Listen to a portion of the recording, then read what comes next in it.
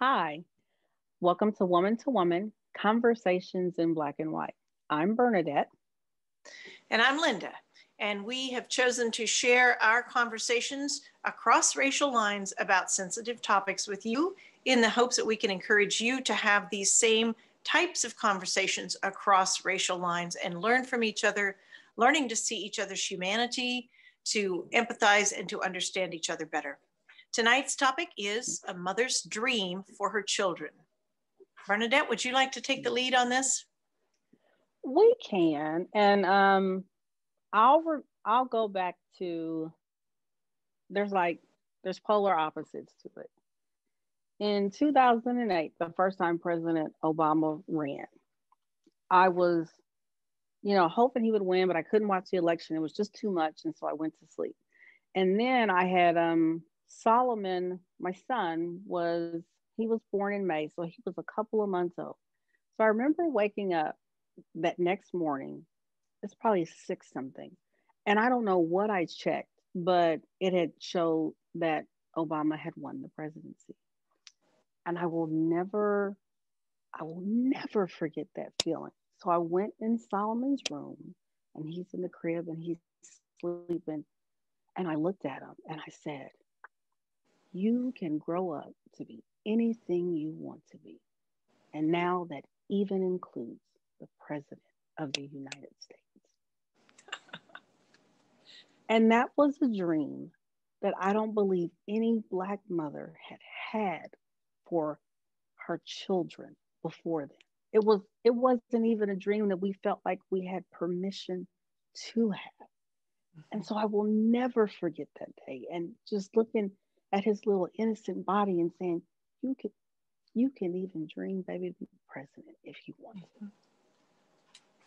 And so people don't recognize, regardless of politics,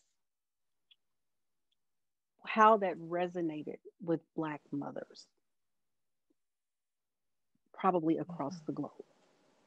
And so after the end of that 8 years, for that kickback to be the election of Donald Trump, it was such a crushing rebuke and a snatching of a dream that we had just now given ourselves permission to have.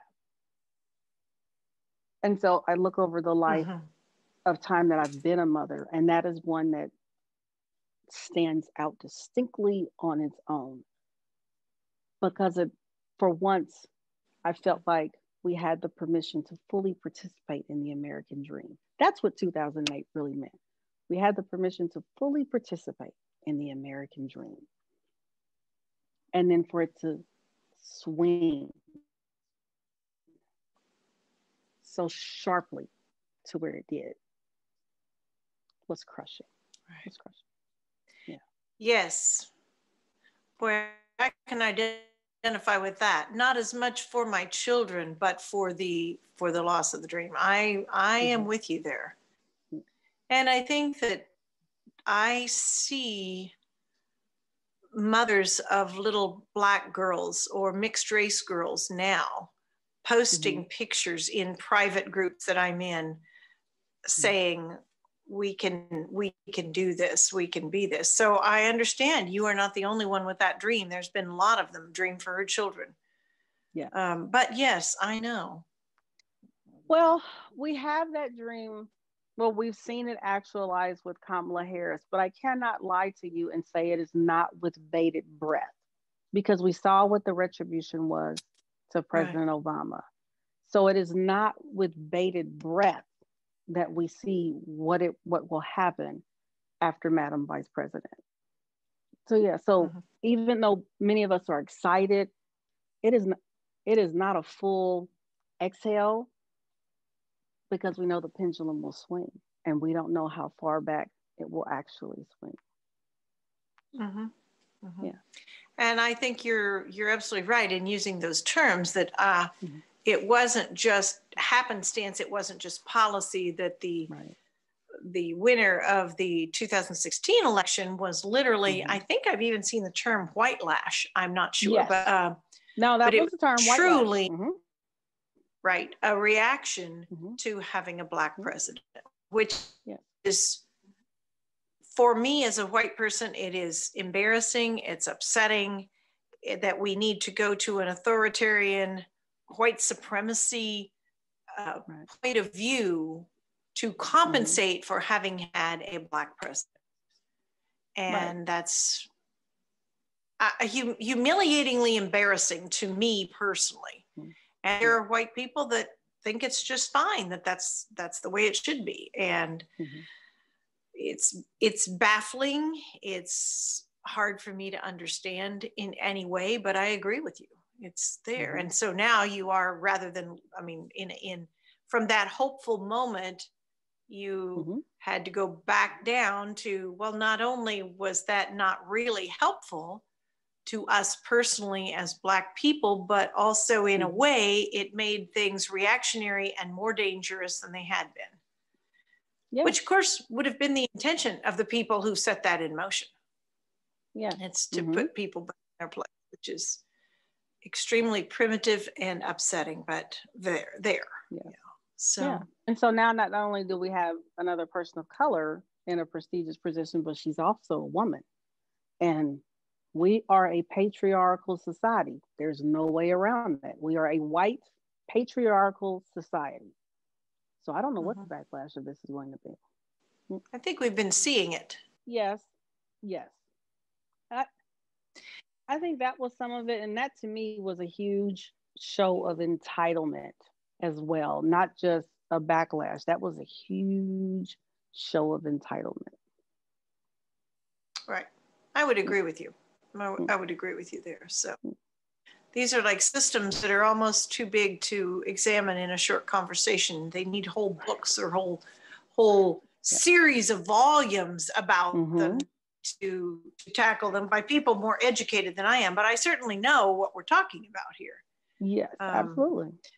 I read one time, this is kind of hard to say out loud, but I think maybe it would be appropriate. And that is that it was probably during the Obama administration that I read this, but it was that there's an old white supremacy dictate that the lowest white man must be higher than the highest Black man for us to continue. Yes. And it was said differently than that, but therefore, when a Black man was elevated to the position of the presidency, then those people who hold to that truth had to fix it by however extreme measures they had, because they couldn't bear the concept that a Black man was higher than they were. And absolutely. It's extremely primitive. I guess I don't feel bad using this. I don't mean to be judging lots, but we have to call things as they are as best we can. And when in my marriage with Stan, one of the things we talk about is maturity, and that there's an emotional maturity, and all of us have been traumatized in one way or another as children, and then we're learning that there's generational traumas too. Right. So whatever your personal childhood traumas were, you also carry all of the traumas of your ancestors kind of unknowingly, and I the same. And some people have terrible traumas and some people have minor ones, but they all serve to warp our personalities and help us to be needy in places where we shouldn't be needy, and immature in places where we shouldn't be immature. But it's sort of like the advice I want to give myself and my husband and the people around me is grow up. It's time to grow up. We have to take advantage of the resources that there are to heal. And there are so many. Yes. The resources to heal and just grow up from our deepest wounding, so that we can manage, so that if a woman is in power and you never thought you could live with a woman in power, whether you're a woman or a man, just like grow up. It can happen. Women are, as a group, as wise. And I had a male friend tell me this is why he thinks women should be in charge of the government. So, and I said, well, women are fallible too. And he said, I'm going to write that down. Tell my wife. So But it's, as a group, I admire what women have done and what women have accomplished. And individually, yes, some of them have disappointed me, but as a group, it's good. And it's like we all have to grow up. So, so that we can all dare to have dreams for our children that aren't empty dreams, that have the possibility of coming true. Right. And making things. Amanda Gorman in her poem said, when what just is not justice. Right. And a wonderful play on words, when what just is not justice. Yes. And we have to work for justice. And the only way we can do that is to get our egos and our immature, needy selves healed up enough and out of the way enough that we can actually think clearly. Yes. And it was one, I don't remember who it was, I don't know who it was, but one mom said when George Floyd called for his mother, every mother should have stood up. I saw that too. Yeah. That should have made every mama stand up. Right. Yeah. Yeah. And it hit a lot of us very hard. Yes. The realities of that and all the ramifications of that. Yeah. So justice is needed, and it's not there. There's too many cases where it's not there. I said, I hope we get there. Motherhood is challenging enough without racial issues. And so I hope we get to a point where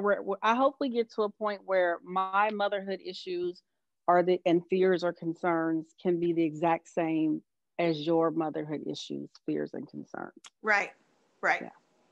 Yeah. That's what we need. That's what we need. And so, listeners, this is why we're doing these conversations. They're not all that easy for me. Sometimes it's like, oh, I don't know what to say. I don't know how to fix it. It's uncomfortable, but I do it because I think it's important, and I hope you will feel the same, and that if it feels edgy and uncomfortable for you, well, it feels edgy and uncomfortable for us kind of too. Yes. And yet these things need to be talked about so that we can develop greater understandings of each other and work for greater justice and greater love. Hold people accountable where they need to be held accountable, and forgive where we need to forgive, and go on from there. So one thing that we're going to start doing, and right now the way to access that would be through our Facebook page, just posting on there, but we are going to start taking questions over the next few weeks. And when we're brave enough, we might start having another person join us in this little Zoom room. But before that, we'll just take individual questions. If you'd like to see us discuss a particular topic about racial and justice in racial inequities, racial experience, please put it on our Facebook page. Bernadette and Linda is the name of our Facebook page. Yes. And so, we'll check into that, and we'll add that into our list. Yes. And I look forward to us doing that and making it more interactive. So in the meantime, please leave us comments. We love to get comments. We love to see that we've gotten a comment. Remember to like and subscribe and share with your friends. And if you know a group of mamas, sit down and start this conversation. As you can see in different points, that this rings emotionally for both of us in both parts. So start having these conversations. Start talking and keep talking. And we'll see you next week. See you next week. Thanks. Yep.